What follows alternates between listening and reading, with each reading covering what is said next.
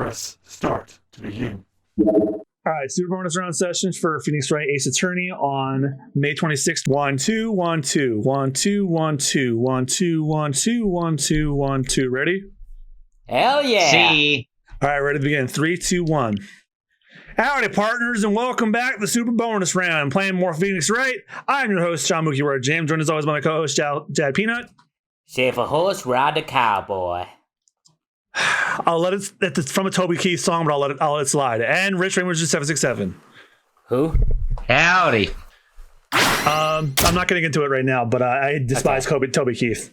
Rest in piss. Save a horse, ride a cowboy is actually a big and rich song. But whatever, all modern country music sounds the same and sucks balls anyhow. Especially Toby Keith, who was a racist piece of shit, and now he's a dead one. Now, on with the episode. All right, it's Marshall's confession. I had to do it that day. I just couldn't stand by and let it die. I stole the detective's ID and dressed like him. I planned to take out the evidence. I wasn't expecting Officer Meekins. I knocked him out and managed to escape. I knew which areas wouldn't be caught on the camera. There wasn't any murder in the evidence room at 5:15. So the supposed victim was really you. But there's one thing I still don't understand. Traces of a large quantity of blood were found on the floor of the evidence room. If no one was murdered, then how could that be? Officer Meekins managed to cut his own hand. My guess is he's the donor. It was way too much blood for such a small donation. Yeah, from your hand? Yeah, if you hit one of the main veins in your hand. Yeah, but he wasn't critically injured. He just cut it. Well, remember he was passed out for 15 minutes. Well, that's because his name is Officer Meekins, as in it's like a pun that he's weak. You probably could have like tapped him and he would have knocked his ass out. Well, here's the thing. Like I said, remember, he was unconscious for 15 minutes. You can bleed a bit for 15 minutes. Yeah, and he also testified to being hit on the head, which knocked him out. Yes. All right. So either way, we gotta press everything he says. When you say it, you mean... Do you even have to ask, partner? The SL9 incident. 2 years have passed since that case was closed. It was going to completely end with the transferal that day. Not if I had anything to do with it. That incident's not over. Change of attitude here, I'm noticing. Well, what you hope to accomplish by sneaking into the evidence room? When a case is closed, only that case's lead detective can look through the evidence. I wanted to have a look at it myself one more time. No matter what the cost. I don't care what anyone says, partner. That case is mine. Officer Marshall wasn't in charge of that investigation. Why does he care so much about it? That day was my last chance. That's why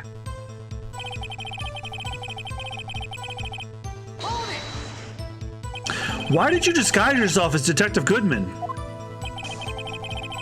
if I didn't make it look like Goodman was carrying out the evidence transferal, I'd be arrested for stealing evidence, which wouldn't get me anywhere.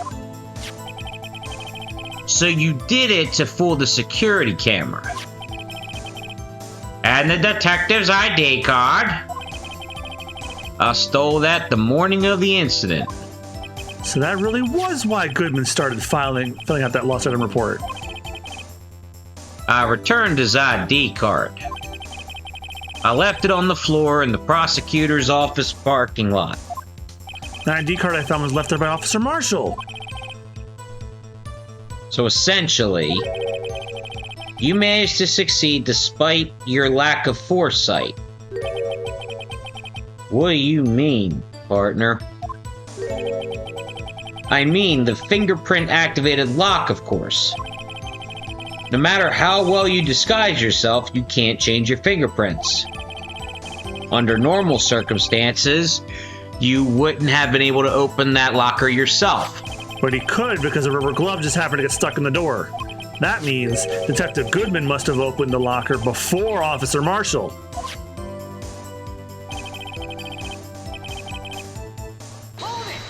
That means he was expecting Detective Goodman.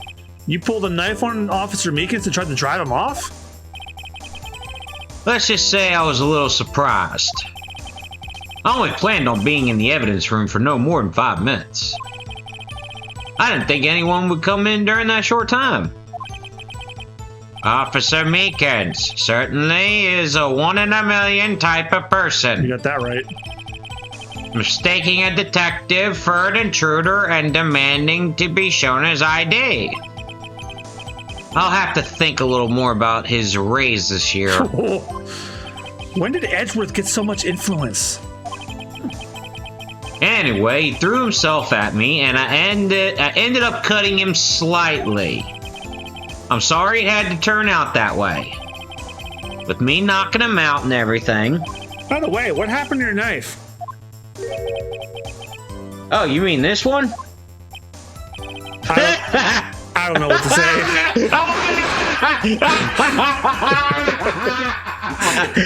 Just the fact that it's like y'all didn't know that he was holding it the whole time. Like, are you serious? He's been holding Are you serious? It's like he's been holding it and shaving his beard the entire fucking time. The entire time. Like, Jesus fuck. He's been using it I since. even knew that. He's been using it I since was his just name trying and not to say occupation. anything. So you offered knocked out Officer Meekins and? So you did your research beforehand. Those who go into the desert unprepared don't live long, partner. By the way, this is still that knife if you were asking. I didn't think it would make a difference, though. The security tape is erased every 6 hours. If all had gone as planned, no footage would have been left. However, you bloodied your coat in your struggle with Officer Meekins. If someone was in the security room when I came out, the jig would have been up. I opened my locker and stashed it in there. What was Officer Meekins doing during that time? What else? He was sleeping like a baby. So what you're saying is, on that day...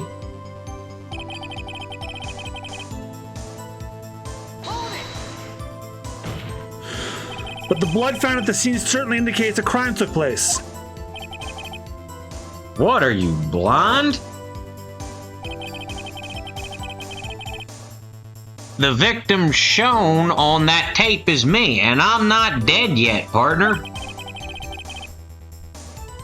So you stole the evidence from the locker. Actually, no, I didn't. What? Why not? When I opened the locker, the evidence was already gone. What? Mr. Edgeworth, where is that evidence? It's still missing. Yeah, you better not be hanging on to it. It's still missing, Your Honor. Detective Goodman's locker was already empty. Someone else stole the evidence. Officer Marshall, may I ask you one thing? Fire away, partner. It's a free country. Just remember, I'm also free to decide whether or not to answer. Why did you do this? Stealing a detective's ID, injuring a police officer? This is no small offense. Moreover, you're an officer yourself. This will have serious consequences. It can't just be forgiven without a simple cut in salary. Not that salary cuts are ever a valid solution. Like I said, this isn't your case. This one is mine. And I'll do anything it takes to get an answer I'm satisfied with. The witness has an unusual amount of zeal. Let's hear more. I can't just forget the SL9 incident. You know why? Okay, so when prompted to say, okay, press all of his statements. They said so. That case was solved 2 years ago, wasn't it? That's the reason the evidence was stored in the evidence room. Joe Dark was convicted for his crimes. One thing I can say for sure is he deserved his sentence. I remember the Joe Dark case. It involved serial murders, didn't it? I don't intend to complain about how it turned out, but there's something that still bothers me. Something went down at that trial. Something no one will talk about. What happened? I don't know. That's what I'm trying to find out. Why is he so concerned with that incident? Maybe I should present him with what I think his real reason is. I had a feeling we'd wind up here sooner or later.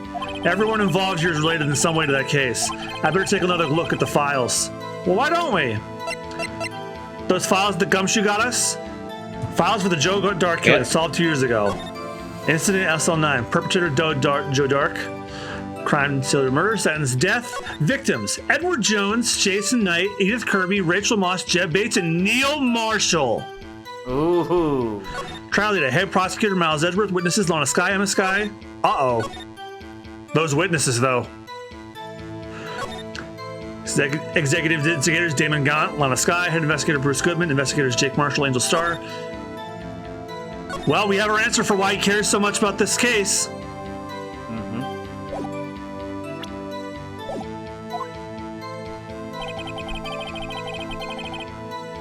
I had to do it that day. I couldn't just stand by and let it die.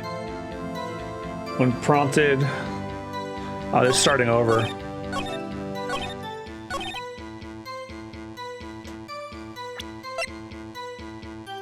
Objection! Officer Marshall, I think I understand. I think I know why you care so much about the SL9 incident. Sounds like you've been sipping too much cactus juice, partner. I have the SL9 incident file right here. The name Marshall is mentioned in here. In a list of murder victims. Neil Marshall. Are you related to this man? Neil Marshall? Yeah, I'm sure you've heard the name. 2 years ago, he received the same lousy prosecutor award you got. What? A prosecutor? You must be talking about the King of Prosecutors Award. Now I remember. Prosecutor Neil Marshall. He handled the SL9 case before I did. That's right. He was killed. And the case fell into your hands. But what's his relation to you? He was my brother. He was investigating the murders with Damon Gant, the deputy chief of police.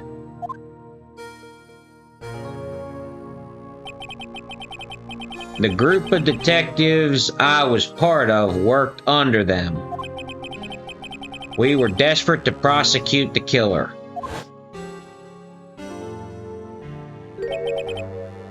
Joe Dark. My brother fought Dark and was killed. That was the first time Dark had left behind any evidence. That was all we needed. He was arraigned and incarcerated. The case was finally closed. At least according to the public records. What do you mean? my brother couldn't have been killed by Joe Dark. I knew my brother better than anyone. No one could have beaten him in a fight. And that's it? That's your reason for your insane actions? There's more in my brother's death than what the records say. No matter how much you try to hide it, you can't fool me. Well, at least one thing's for certain. Now we know what happened at the police department on the day of the crime. That was the last day the SL9 case could be reopened. Not satisfied with its resolution, Officer Marshall planned to steal the evidence. Disguising himself as Detective Goodman, he entered the evidence room. Officer Meekins confronted them, so he rendered him unconscious and fled. Yes, this mystery has finally been cleared up. No murder took place at the police department that day. The things that happen by chance never cease to amaze. At exactly the same time as the murder at the prosecutor's office. This fake murder was going on at the police department. Chance? It's gotta be more than just that. So if no one was murdered at the police department on the day of the crime, that means the murder in the prosecutor's office parking lot was the real one. Which in turn means only one person could have committed the crime. Chief Prosecutor Lana Skye. Wait, a verdict was reached in yesterday's trial. Which is why we examined the incident at the police department today. But there's only one reason the defendant was not convicted yesterday. There yet remained the mystery of the simultaneous murder at the police department. It seems to me the boys got the draw on you, partner. All the mysteries at the police department have been resolved, no doubt about it. Our sole murder took place at the prosecutor's office. The only suspect is Lana Skye. And the testimony of one Miss Angel Starr is completely incontestable. If you have a response, make it a single word or less. Jesus.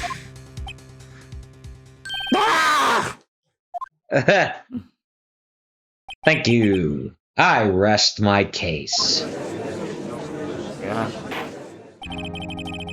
It seems this trial has reached its conclusion. There's no room for doubt. Well done, Mr. Wright. Thanks to you, I didn't need to waste my time. Disproving the alleged murder at the police department? There's no doubt what I proved today is true. The apparent murder on the security camera's tape really was fake. But I didn't realize that would end up proving Lana guilty. Now then, the time for the verdict has arrived. This court finds the defendant. Oh? Oh, finally! Your Honor, wait! Emma! The defense has an objection! A scientific objection! Miss Skye, you will say it, not spray it in this court. Right? Someone get her a shield guard. What do you mean? The only spraying that can only be done around here is the diarrhea spraying out of my ass. Shit, she has a point. Very good, Mr. Wright. Are you this girl's guardian? Your Honor? Oh, in a sense. Please, Your Honor, all I'm asking is for your minute of your time. And all I'm asking is For somebody put a your wall. minute in of a time. And all I'm asking for is you put up a wall of plastic between you and me. Please hear me out. Mr. Edgeworth, please. I don't want to leave any loose ends. You want a minute, I'll give you 3.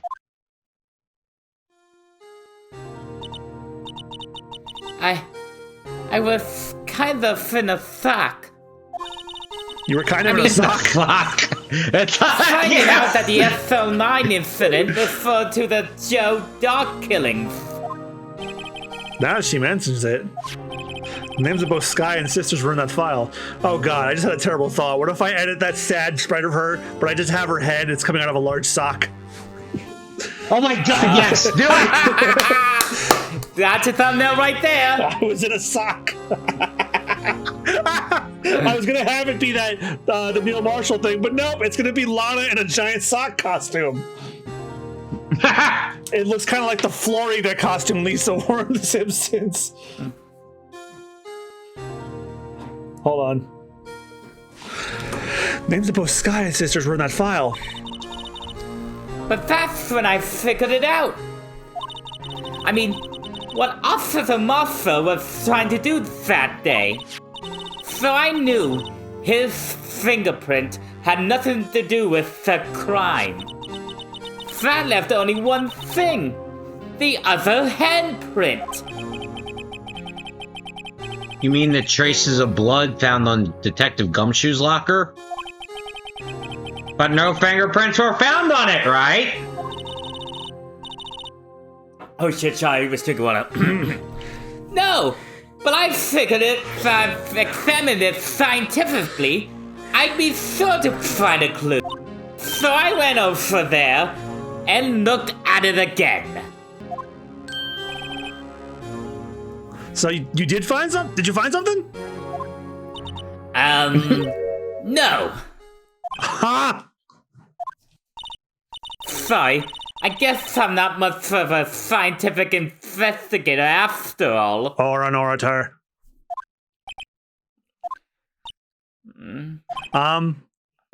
Is that all? Please don't be mad. I'm just a high school student. And I'm just an attorney. But Mr. Wright, those traces of blood are the only clue we have. If we can't find something wrong with them... Please, Mr. Wright, you're a professional. If anyone can save Lana, it's you. Me? Oh boy! Time's up. Now then, Mr. Wright. With regard to the incident at the police department, does any reasonable doubt remain? It appears the defense is troubled by the other blood mark. I still want to know about that too. None of them were wearing gloves, but there's a bloody glove print. Yes. Looking at the floor plans, a handprint was discovered around here. Is there a problem with this? Yes. Mr. Wright, I'm sorry I can't be of any more use. But still, if you can't find anything wrong about the blood print, Lana would be... Please answer my question, Mr. Wright. We don't have all day. Yes, Your Honor. If I've ever needed to concentrate, it's now. What could be wrong with that handprint in Detective Gumshoe's locker? Could there be something I'm missing? You object, of course. Oh, it just hit me over the head. What's wrong? Yeah, there was something blocking it. Yes, There was something blocking it! This handprint left at the crime scene clearly shows a contradiction. The only thing that seems clear is you're grasping, Mr. Wright. You've been staring. Ah, shit. Hang on. Uh-oh. Sorry, it froze. You've been staring pretty intently at your hands or your chicken or intently all those floor plans. The judge, I think you're hungry and want the trial to be over because you haven't finished your Mexican. Tell me, is there a problem with them? Yes, this is strange. Take a good look at these floor plans. Something's missing. Missing? You mean something hasn't been drawn on there? Yes, something that, when drawn, will completely change the meaning of the blood mark. Let us pray the defense isn't simply trying to buy time. Seriously, my chalupas are getting called. Very well, Mr. Wright. With all this evidence here, there's gotta be something I can use. The question is, which item can prove something is missing? The blue badger. Blue badger.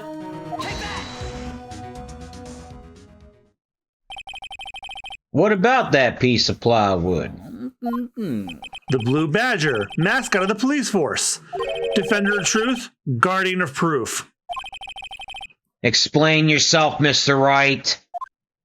Please look at the floor plans of the crime scene. The blue badger is not here. So watch what happens when we put him in. This is where he was dancing at the time of the crime. Completely blocking that where that handprint was. Well. Yep. Well, what?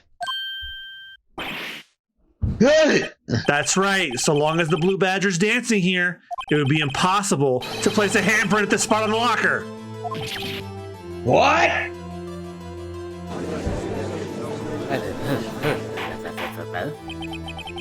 So that means, just exactly what does that mean? It means it can't be done. What are you saying? Blood traces were undeniably found on that locker. Don't look at me, I didn't put it there. Mr. Wright, figured through scientifically. Emma. On that afternoon, Officer Meekins was the one who brought the blue badger to the evidence room, right? After he put it down, it would be impossible to leave a handprint on the locker. So that must mean this blood mark was left there before the blue badger was brought in? Just one moment. I will not allow such far-fetched balderdash in my courtroom. It may sound far-fetched, Your Honor, but it's the only possible explanation. On February 21st, in the police department's evidence room, blood was spilled not once but twice. But how? One time was captured on this tape taken by the security camera. Officer Meekins cut his hand, from which a trivial amount of blood fell. The problem is the other time. Yeah, because no matter what, Which is in the ID records. Yeah, there's still some names on that list we haven't seen.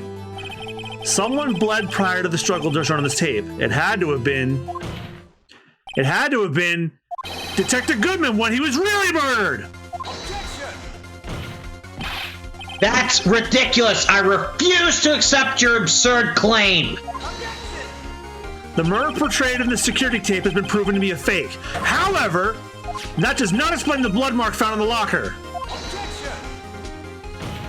God damn it. So then, assuming this murder you purport really happened, when did it take place? I demand you show evidence that proves when it occurred. I can. When did the first incident occur? To summarize, the defense claims that prior to Officer Meekins being cut by Jake Marshall, who was posing as Detective Goodman, another incident took place in that evidence room. Yes, because the locker was empty. That's right. The blood mark in the locker proves this. Very well. Then tell us. When did this first incident occur? As Mr. Edgeworth said, proof must be presented. You guys know what the proof is? Proof The that ID shows- card, the ID log. Yep. The ID log. Bingo. Proof that There's shows in the two murder others list. there's one at the top. There's only one piece of evidence to show that. Now then, will the defense please present its evidence? What shows when the first crime took place? The ID log. If the crime took place inside the evidence room, then the killer would have had to enter it. In order to do so, an ID card would have been required. An ID card. Oh! Oh! The ID card record! Yeah, who's Sevens? Well, Officer Meekins brought the Blue Badger panel into the evidence room at, let's see here, 4:50 p.m. If the crime took place before that time, then it would be 4:40. Oh, that's you. 4:40 p.m. Ah! Ah! Edgeworth, just what have you done? I never would have figured you had the nerve, boy. Drop the act, witness. It doesn't take a lot of thought to figure out it couldn't have been me. Nope, I ain't getting it. I'm afraid I don't understand either. It's clear from the luminol test that blood was there. However, when the second crime took place, both Officer Meekins and Officer Marshall failed to notice the blood. That means the blood from the first crime was wiped away by the real murderer. I would have had just 10 minutes to murder the victim, carry his body away, and clean up the blood. Unfortunately, that's physically impossible. That would mean the crime must have taken place before Mr. Edgeworth entered the evidence room. Let's look at the chart again. It's right at the top. There's only one other card number reading 777777. Talk about a lucky number. But wait, that doesn't make sense. How could Detective Goodman have entered the evidence room? He could go in with somebody who used their card instead.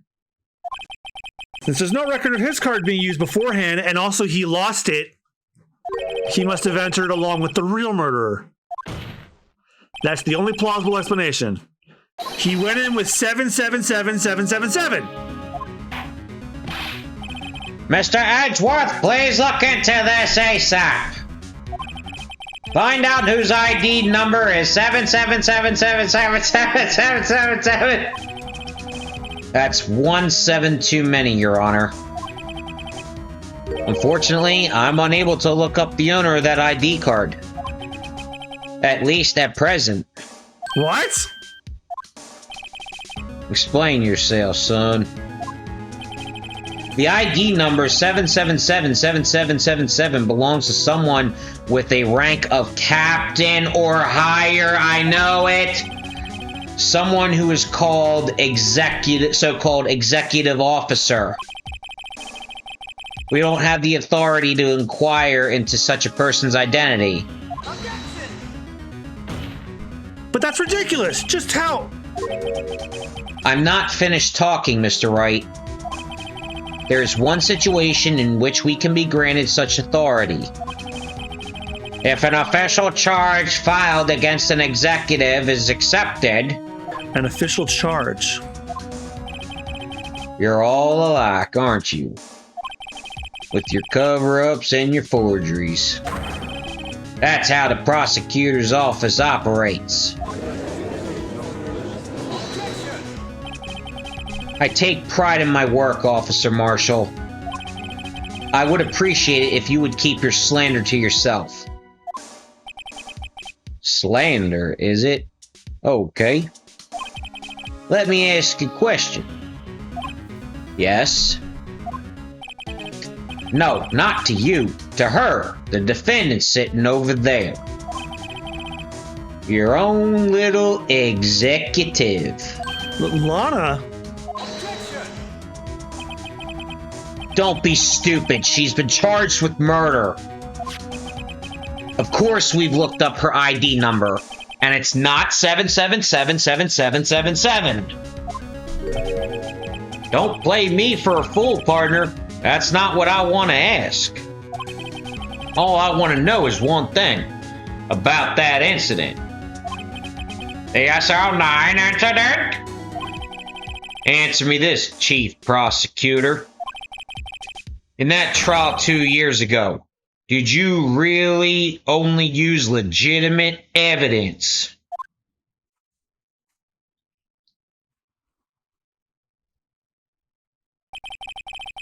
Do you need the witness to repeat his question, Chief Prosecutor? I heard him fine, Mr. Edgeworth. 2 years ago, I was in charge of the prosecution for that trial. At the time, Occasionally, you felt the powerlessness of the law. At least I did.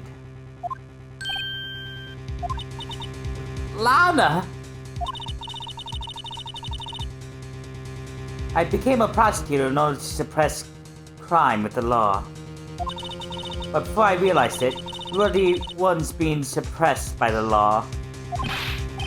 Defendant! Just what are you saying?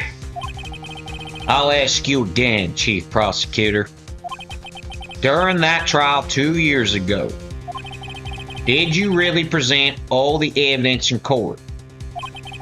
Can you look me, an investigator in that crime, in the eye and say that you did? Chief Prosecutor! You didn't! Oh, you didn't like that! I don't have to, Officer Muscle. Why won't you answer him? Drastic crimes require drastic measures. That's just the way it is. Jesus. We did what we had to, in order for him to get the verdict he deserved. But Lana! Even if it involved virgin evidence. Well, you may not be guilty of murder, but you were guilty of fucking corruption. And perjury. See? That's what I'm talking about. No. No! Order! Order! Order! Order! Lana's remarks caused such a stir. The chaos in the courtroom could not be quelled. The conclusion of the trial would have to wait until the following day. The crowd went on and on and on. And then finally, the only thing that could quiet the crowd was not the gavel, because it was deafened, but one deafening loud sound. Next time. Oh! Yes, it's funny. Yeah.